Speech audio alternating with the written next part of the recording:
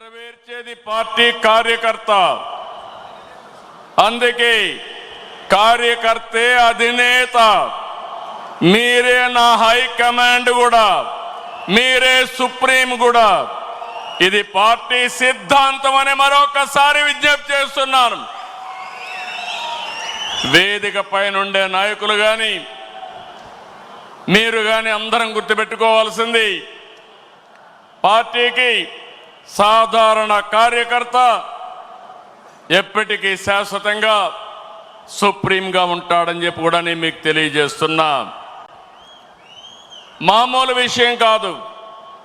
45 రోజుల్లో 1 కోటి మెంబర్షిప్ చేయించిన, కోటి పైన మెంబర్షిప్ చేయించిన ఏకైక పార్టీ తెలుగుదేశం పార్టీ. ఇంకొక పక్క తొలిసారి అసెంబ్లీకి 65 మందికి యంగ్స్టర్స్ సీట్లు ఇచ్చాం. ఇది ఒక చరిత్ర. ఏ రాజకీయ పార్టీ కూడా ఇంత సాహసం చేయలేదు. అలాంటి నిర్ణయం చేశాం. 61 మంది గెలిచారు. నూతన నాయకత్వాన్ని తీసుకొచ్చాం.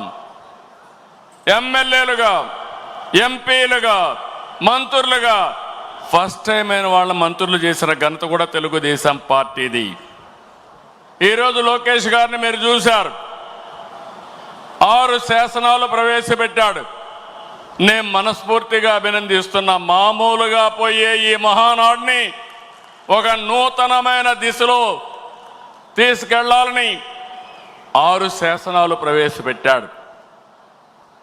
అలాంటి లోకేష్ కూడా మీరు చూస్తే బాగా చదువుకున్నాడు.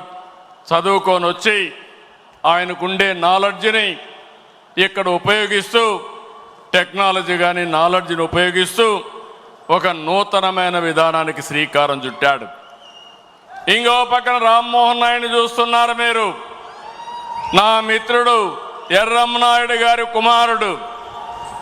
కానీ ఈరోజు అతి చిన్న వయసులో కేంద్రంలో మంత్రిగా ఉండే వ్యక్తి రామ్మోహన్ నాయుడు అని చెప్పి నేను మీకు తెలియజేస్తున్నా. అదే మరి ఏ పార్టీ కూడా చెయ్యలేదు.